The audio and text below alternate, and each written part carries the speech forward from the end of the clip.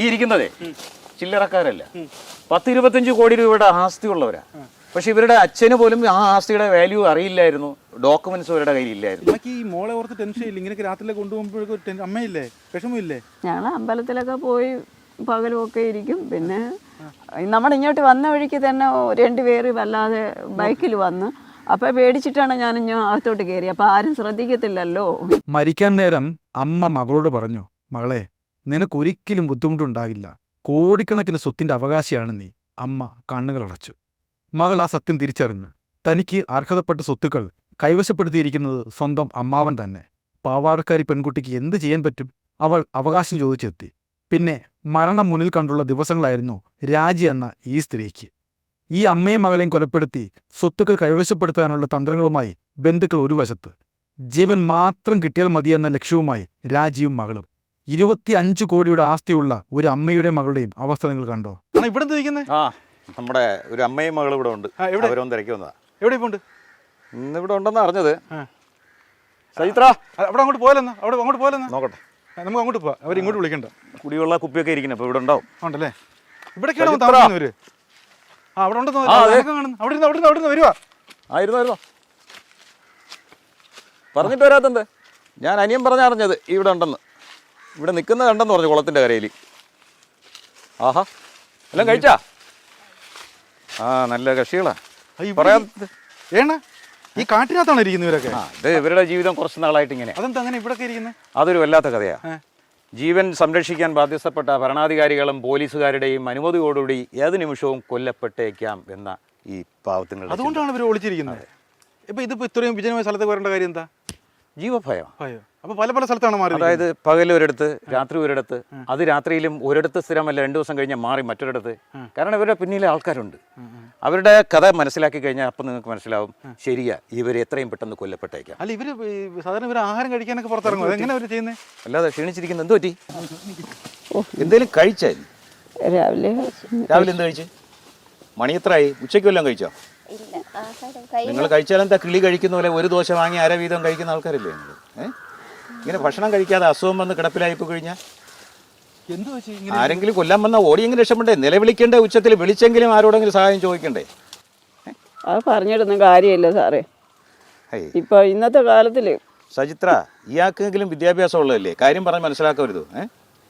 എന്തെങ്കിലും ഉച്ചയ്ക്ക് എന്തെങ്കിലും കഴിച്ചോ? വിഷമം കൊണ്ടാണ്, വേറെ ഒന്നുമില്ല. വിഷമം കൊണ്ട് നീറി ഇങ്ങനെ മരിക്കാനാണോ നിങ്ങളുടെ വിധി? നിങ്ങളുടെ പൂർവ്വികർ സമ്പാദിച്ചെന്ന സ്വത്ത് നിങ്ങൾക്ക് തിരിച്ചെടുക്കാനുള്ളതാ. അത് നിങ്ങൾക്ക് കിട്ടും. നമ്മളാൽ കഴിയുന്നതൊക്കെ ചെയ്യുന്നുണ്ട്. അതൊന്ന് ചുരുക്കി പറയും, മനസ്സിലാവില്ല. എന്താണ് സാർ ഒന്ന്? അത് വളരെ രസകരമായ കാര്യമാണ്. ഈ ഇരിക്കുന്നതേ ചില്ലറക്കാരല്ല, 10-25 കോടി രൂപയുടെ ആസ്തിയുള്ളവരാ.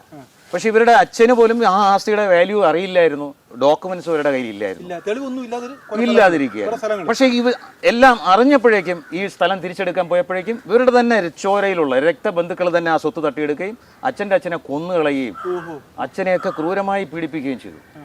അന്ന് തൊട്ട് ഇവരുടെ പുറകെ കൊലയാളികളുണ്ട്. ഇവർക്ക് 25 കോടിയുടെ സ്വത്തുണ്ടെന്ന് ഇവർ അറിഞ്ഞു. അപ്പൊ അത് തന്നെയാണ് ഇവരുടെ ഈ ഗതിയിൽ എത്തിച്ചത്. ഇത് അറിയാതിരുന്നെങ്കിൽ ഒരുപക്ഷെ അവർ കൊല്ലാൻ ശ്രമിക്കില്ലായിരുന്നു. ഈ സ്വത്ത് ഉണ്ടെന്നും അത് എൻ്റെ അച്ഛൻ്റെ പാരമ്പര്യമായിട്ട് കിട്ടിയതാണ്, അത് ഞങ്ങൾക്ക് തിരിച്ചു വേണമെന്നുള്ളവരുടെ ഡിമാൻഡാണ് ഇവർ ഇന്ന് ഈ രീതിയിൽ എത്തിച്ചിരിക്കുന്നത്. ഏത് നിമിഷവും കൊല്ലപ്പെട്ടേക്കാന്ന് അവർ ഭയക്കുന്നതിൽ തെറ്റൊന്നുമില്ല. അത് തന്നെ ശരി തന്നെയാണെന്ന് ഞാൻ മനസ്സിലാക്കുന്നത്. കാരണം ഇവരെ കൊലപ്പെടുത്തുവാനായിട്ട് പോലീസും ഭരണകർത്താക്കളും കൂട്ടുനിൽക്കും കൊലയാളികൾക്ക്. അത്രയേറെ സ്വത്തിന് വാല്യൂ ഉണ്ടത്. അപ്പൊ ഇവരിങ്ങനെ പേടിച്ച് ഓരോ സ്ഥലം മാറിക്കൊണ്ടിരിക്കുക അല്ലേ? അവരെ പൂർണ്ണമായി സംരക്ഷിച്ച് നിലനിർത്താൻ നമുക്കും കഴിയാത്തൊരവസ്ഥയാണ്. ഇത്ര കാലമാണ്. എങ്കിലും അവരുടെ കഴിയുന്ന രീതിയിൽ ചെയ്യുന്നുണ്ട്. അതിനിടയിൽ സംഭവിച്ചതെന്താ? ഈ അക്രമികൾ ഇവരെ ഉപദ്രവിക്കുന്നതിനോടൊപ്പം ഇവരുടെ ജീവിത ചെലവിനായിട്ടുണ്ടായിരുന്ന 3-4 പശുക്കളുണ്ടായിരുന്നു. അതിനെപ്പോലും പോലീസിൻ്റെ ഒത്താശയോടുകൂടി അതിനെ പിടിച്ച് അനിമൽ റെസ്ക്യൂ സെൻ്ററിൽ ഏൽപ്പിച്ചു. അതായത് അതിനെ ശരിയാവണ്ണം ഫീഡ് ചെയ്യുന്നില്ല, തീറ്റുന്നില്ല, പോറ്റുന്നില്ല എന്ന് പറഞ്ഞിട്ട് അങ്ങനെ അവർ സകല വരുമാനവും നിലച്ചിരിക്കുകയാണ്. അപ്പോൾ ഇപ്പോൾ ഇവർക്ക് ജീവിക്കാൻ വേറെ പൈസ ഒന്നുമില്ല, ഇപ്പം നിലവിലൊന്നുമില്ല. ഉണ്ടായിരുന്നതെല്ലാം ചോദിച്ചു പോയത് തൊട്ടാണ് ഇവർ തെരുവിലായി. എന്നാലും ഒരു കൗതുകം തോന്നുന്നത് 25 കോടിയുടെ മുതലാളിയാണ് ഇരിക്കുന്നത് അല്ലേ? കാലം അങ്ങനെയാണ്. അലച്ചിലാണ് ഫുള്ള് ഇപ്പം. ഇത് ആരാ? മോക്ക് എത്ര വയസ്സുണ്ട്? 25th. മോള് അമ്മയുടെ കൂടെ പോവാണോ? അമ്മയെ ഒറ്റയ്ക്ക് വിടാൻ വയ്യ. അല്ല, ഇപ്പൊ നിങ്ങൾ അലച്ചിലോട് ഇങ്ങോട്ട് എത്ര നാളായി? ഇപ്പം സെപ്റ്റംബർ ലാസ്റ്റ് മുതൽ തുടങ്ങി. എവിടേക്ക് കിടക്കുന്ന രാത്രിയിലൊക്കെ? ബന്ധുവീടുകളിലും റെയിൽവേ സ്റ്റേഷനിലായിരുന്നു കൂടുതലും.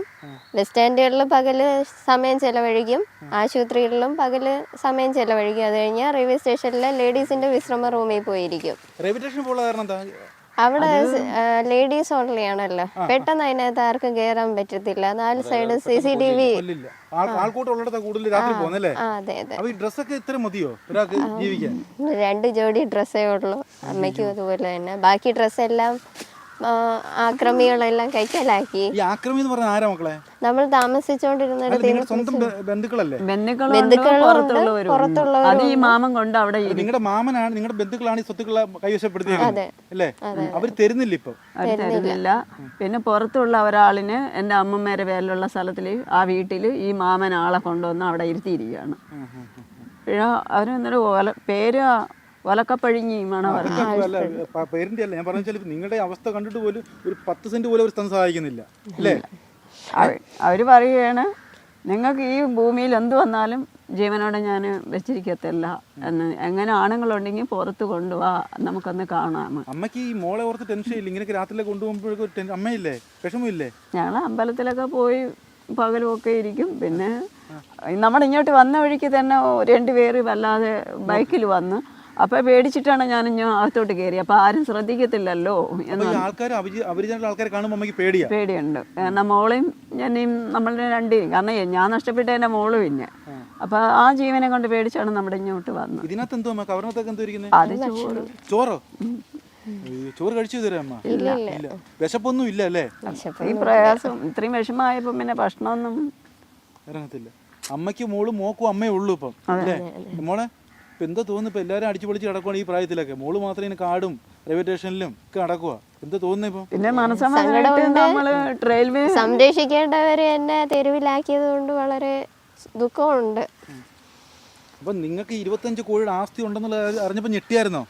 അങ്ങനെ ഞെട്ടിയായിരുന്നു. അപ്പം നമ്മൾ ആലോചിച്ചു, നമ്മളെക്കാൾ എഴുകിട്ട് ജീവിക്കുന്നവരുണ്ടല്ലോ, എടുത്താലും എല്ലാം എടുത്തിട്ട് നമുക്ക് ആവശ്യമുള്ളത് കഴിഞ്ഞിട്ട് ബാക്കിയുള്ളവർക്ക് നമ്മളെ പോലെ കഷ്ടപ്പെടുന്നവർക്ക് 5 സെന്റ് വീതം ഒരു 10 പേർക്ക് വീതം അങ്ങ് ദാനം ചെയ്താലും, എതിർകക്ഷികൾ ഇത്രയും ആർമാദിച്ച് ജീവിക്കുന്നത് കൊണ്ട് അങ്ങനെ ചെയ്താൽ നമുക്കൊരു പുണ്യം കിട്ടും.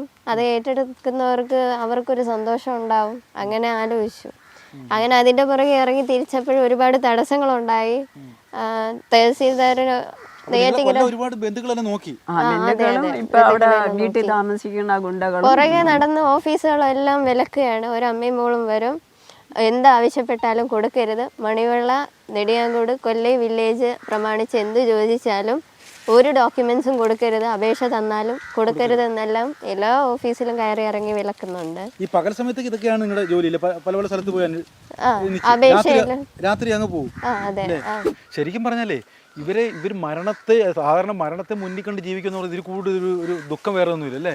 ഇവരെ കൊല്ലം ഇപ്പോഴും ആൾക്കാർ പറയാൻ നടക്കുകയാണോ? മരണത്തോടൊപ്പം നടക്കുകയാണ് അവർ എന്നാണ് എനിക്ക് തോന്നിയിട്ടുള്ളത്. പക്ഷേ ഈ മരണഭയം ഉണ്ടായിട്ടും അവർ ഈ കേസിൽ നിന്ന് പിൻവലിയാനോ ഭയന്ന് മാറി എവിടെയെങ്കിലും കടന്ന് മാറി അതിനോടോ മുമ്പ് വാടകയ്ക്ക് താമസിച്ചിടത്ത് ഈ സ്ഥലം വിട്ട് കൊല്ലപ്പെടാൻ സാധ്യതയുള്ള സ്ഥലം വിട്ട് മാറാനോ അവർ തയ്യാറല്ല. ആ ധീരതയോടൊപ്പമാണ് എനിക്ക് നിൽക്കാൻ താല്പര്യം.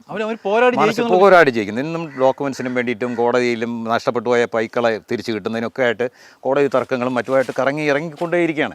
ഭയന്ന് പിന്മാറുന്നില്ല അവർ. ഇവരുടെ 25 കോടിയുടെ ആസ്തി ഉണ്ടെന്ന് പറഞ്ഞല്ലോ, അതിന് ഇവരെ തെളിവല്ലോ ഉണ്ടോ? ഉണ്ട്.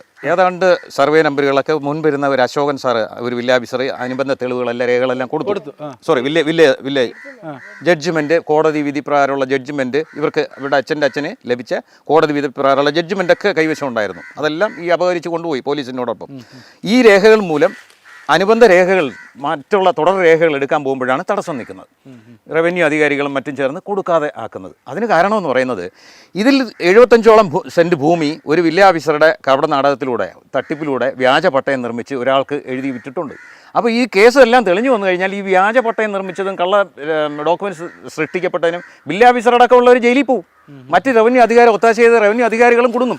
അതുകൊണ്ട് അവർ ഈ സ്വത്ത് തട്ടിയെടുത്തവരും ഇവരുടെ ബന്ധുക്കളും ഇപ്പോൾ ഭൂമി വാങ്ങി താമസിക്കുന്നവരും റവന്യൂ അധികാരികളും അവർ ഒരുമിച്ച് നിന്നുകൊണ്ട് മറ്റനുബന്ധ രേഖകൾ ഇവർ കിട്ടാതിരിക്കാനായിട്ട് തടസ്സം നിൽക്കുകയാണ്. ഈ പെങ്കൊച്ചിനെ ഓർത്തെങ്കിൽ ഇവരുടെ ബന്ധുക്കളല്ലേ, രക്തബന്ധമല്ലേ, അവർക്ക് കുറച്ച് സഹായിച്ചൂടെ? അവരെന്താ അങ്ങനെ മനസ്സാക്ഷിയില്ലാത്തവർ? അങ്ങനെ സഹായിക്കാവുന്ന കാര്യം നമ്മൾ പറയാം. അവരല്ലേ ഇവരെ കൊല്ലാൻ ശ്രമിച്ചത്.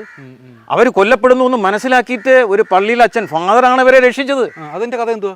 ഇവരെ കൊല്ലാനായിട്ട്, ഇവരെ കൊല്ലുന്നതോടെ ഈ സ്വത്ത് തർക്കം തീരുമെന്ന് കരുതിയിട്ട് ഇവരെ കൊല്ലാനായിട്ട് ഒരു വീട്ടിലെത്തിച്ച് നിർത്തിയിരിക്കുകയാണ്. അടുത്ത ബന്ധുവാണല്ലോ എന്ന് കരുതുക, ഭക്ഷണം കഴിച്ച് സ്നേഹത്തോടെ അവരോടൊപ്പം കഴിയുകയാണ്. ഈ കഴിഞ്ഞുകൊണ്ടിരിക്കുകയാണ് ആ വീട്ടിലെ ഒരു കുട്ടി അച്ഛൻ പട്ടം, പള്ളിയിലെ അച്ഛൻ പട്ടത്തിന് പോകുമ്പോഴേക്ക് കുടുംബത്തിലെ മുതിർന്ന ആൾക്കാർ കുമ്പസാരിക്കുന്ന ഒരു ചടങ്ങുണ്ടല്ലോ, ആ കുമ്പസാരിക്കുന്ന ചടങ്ങിൽ അദ്ദേഹം പറയുകയാണ്, ഞാൻ ഇതുപോലെ ഇന്ന പാപം ചെയ്തിട്ടുണ്ട്. സാധാരണ കുമ്പസാരത്തിൽ പറയുന്നത് ഇനി ഒരു പാപം കൂടെ ചെയ്യാനുണ്ട്, രാജിയെയും കുഞ്ഞിനെയും കൊല്ലാനായിട്ട് വീട്ടിൽ കൊണ്ട് നിർത്തിയിട്ടുണ്ട്, ഞങ്ങൾ അത് ഉടനെ ചെയ്യും. അങ്ങനെ അദ്ദേഹത്തിൻ്റെ ജ്യേഷ്ഠൻ. അങ്ങനെ കുമ്പസാര രഹസ്യത്തിലൂടെയാണ് ഇവർ കൊല്ലപ്പെടാൻ പോകുന്ന വ്യക്തികളെന്ന് മനസ്സിലാവുന്നു. ആ അച്ഛൻ ജയരാജൻ എന്ന് പറയുന്ന അച്ഛൻ ഇവരെ പേര് മാറ്റി വയനാട്ടിലോട്ട് നാട് കടത്തുകയും ചെയ്യുന്നത്. അങ്ങനെയൊക്കെ രക്ഷപ്പെട്ടു വന്ന് നിൽക്കുന്ന ആൾക്കാരെ അവര്. നിങ്ങളുടെ നല്ല ജീവിതം മുഴുവൻ പോയി. ഈ കൊച്ചിനേക്ക് എങ്ങനെ നോക്കി വളർത്തേണ്ടതാ ഈ സ്വത്തുക്കൾ ഉണ്ടെങ്കിൽ അല്ലേ? അപ്പൊ ഇങ്ങനെ ജീവിക്കേണ്ട ഒരാളാണ് ഈ മോളും അമ്മയൊക്കെ. ഒന്നും ബന്ധുക്കളൊക്കെ ഇങ്ങനെ ചതിക്കും എന്നുള്ള ഒന്നും പ്രതീക്ഷിച്ചതല്ല. പക്ഷെ അവർ ചതിയിൽ കൂടെയാണ് എല്ലാം. സത്യക്രിസ്ത്യാനിയല്ലേ, അപ്പം നമ്മുടെ വേറെ ഒന്നും ചിന്തിക്കൂല. സത്യത്തിൽ അങ്ങനെ പറ്റിയത്. ഒരു പോഷകാരം ചെന്നത് അങ്ങനൊന്നും രൂപം തന്നെ ക്ഷീണിച്ചു. ഒരു നീണ്ട നാളത്തെ കഷ്ടതയുടെ ദൈന്യതയാണ് ആ മുഖത്ത് കാണുന്നത്. ശാരീരിക ദൈന്യത എല്ലാം അനുഭവിക്കുന്നുണ്ട്. മാത്രമല്ല മരണഭയവും. ഇത് ചലഞ്ച് ചെയ്ത് അവർ കേസിന് ഫൈറ്റ് ചെയ്ത് നിൽക്കുന്നെങ്കിൽ എപ്പോഴും മരണഭയം അവരുടെ ഉള്ളിൽ. പേടിക്കാതെ ഉറങ്ങുന്ന ഒരു രാത്രിയിൽ ഉണ്ടായിട്ടുണ്ടോ? ഇന്നലെ രാത്രി സത്യം പറഞ്ഞാൽ ഉറങ്ങിയിട്ട് പോലും ഇല്ല. ഇന്നലെ ഉറങ്ങിയില്ല. കാരണം എന്താണെന്ന് വെച്ചാൽ പെട്ടെന്നൊരു പേടി. കാരണം ഏത് നിമിഷം കൊച്ചു ആണല്ലോ, ഒരു ആൺകുട്ടിയാണെങ്കിൽ എവിടെയും നിൽക്കാം. ഈ പെങ്കൊച്ചിനെ കൊണ്ട് നമുക്ക് എവിടെ കൊണ്ടുവിടാൻ പറ്റും? നിങ്ങളുടെ പേരിൽ എന്തായാലും ഇത്രത്തോളം സ്വത്തുണ്ടെന്ന് മനസ്സിലാക്കി, തെളിവുകളും ഉണ്ട്. എന്തായാലും ഇനിയിപ്പോൾ അവരുടെ വലിയൊരു ശക്തിയാണ് നിങ്ങൾക്ക് അപ്പുറം നിൽക്കുന്നത്. അവരുടെ നിന്ന് വാങ്ങിക്കാനുള്ള ഒരു തയ്യാറെടുപ്പാണോ ഇനിയിപ്പം? അതെ, 100% നമ്മുടെ കഴിവിന്റെ പരമാവധി നമ്മൾ അതിനോട് ഫൈറ്റ് ചെയ്യുകയും ചെയ്യും, അത് നമ്മൾ നേടിയെടുക്കുകയും ചെയ്യും. അപ്പൊ അതിനിപ്പോ എന്താ ചെയ്തോണ്ടിരിക്കുന്നത്? ഇപ്പൊ എന്താ ഓരോ ദിവസം അപേക്ഷ കൊടുക്കുന്നു, വിവരാവകാശമാണ് കൊടുക്കുന്ന, ഓരോ പേപ്പറുകൾ എടുക്കുന്നത്. അത് ചിലത് ഉണ്ടാവില്ല, മിക്കതും ഭൂരിഭാഗം ഇങ്ങനെയുള്ള രേഖകൾ ഈ കാര്യാലയത്തിൽ ഇല്ല എന്നുള്ള മറുപടി ഇങ്ങനെ വൈകിയേ തരത്തുള്ളൂ. 30 ദിവസം തികയുമ്പോൾ അങ്ങനെ തരത്തുള്ളൂ. അത് കഴിഞ്ഞ് അതിന് അടുത്ത അപേക്ഷയിട്ട് അപ്പീൽ കൊടുക്കുന്നു, വീണ്ടും ഉത്തരവ് വരുന്നു, വീണ്ടും നോക്കുന്നു. അതങ്ങനെ ഫോളോ അപ്പ് ചെയ്യുന്നുണ്ട്. അത് ഞാൻ വിടാതെ പിടിച്ചിരിക്കുകയാണ്. നമുക്ക് കയ്യിലുണ്ടായിരുന്ന ഡോക്യുമെന്റ്സ് എല്ലാം കയ്യിൽ നിന്ന് തട്ടിയെടുക്കുകയാണ് ചെയ്തത്. ഒരു ആണിന്റെ ഒരു ആൺമക്കൾ ചെയ്യുന്ന ജോലിയാണ് ഇപ്പം മകള് ചെയ്യുന്നത് അല്ലേ? അതെ അതെ. ആ ഒരു തന്റെ ഇടം ഉണ്ട്. അമ്മയെ സംരക്ഷിക്കണം, സ്വന്തം കാര്യം നോക്കണം. കുറെ ബുദ്ധിമുട്ടല്ലേ ഇതിനകത്ത്? അത് കുഴപ്പമില്ല, നമുക്ക് വേണ്ടി തന്നെയല്ലേ കഷ്ടപ്പെടുന്നത്. അത് സാരമില്ല, എല്ലാം തരണം ചെയ്ത് മുന്നോട്ട് തന്നെ പോകും. വിജയിക്കും സമരം. വിജയിക്കും, 100% ഉറപ്പുണ്ട്. അത് നേടിയെടുക്കും. ലേറ്റ് ആക്കണ്ട, നിങ്ങൾ ഭക്ഷണം കഴിച്ചിട്ട് ഓക്കെ വൈകുന്നേരം പോവാ, വിളിക്കാം, ഞാൻ ഇറങ്ങുന്നു. ഓക്കെ. ശരി ശരി.